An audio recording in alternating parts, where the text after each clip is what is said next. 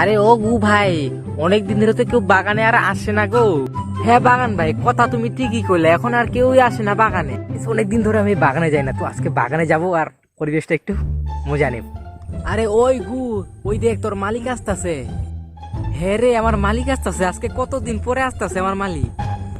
তো guys finally আমি বাগানে এসে পড়ছি। তো এটা আমাদের বাগান, দেখো চা বাগান সুন্দর। আরে ওই মানিক, কই যাইতেছিস?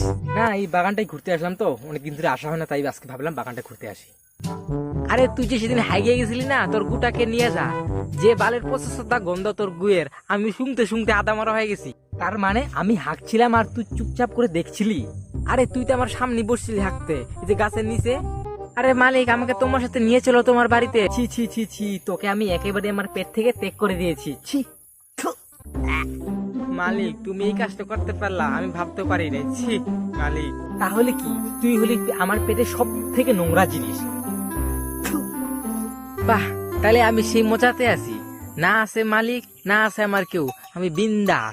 আর তুই বেশি বকবক করিস না, নাহলে তোকে গোড় থেকে কেটে একেবারে পিস পিস করে ফেলে দিব। হ্যাঁ হ্যাঁ, ঠিক আছে ঠিক আছে ঠিক আছে, আর কমো না, ঠিক আছে ঠিক আছে। এবার তাহলে আমি যাই, তোরা দুজনে মিলেমিশে থাকিস।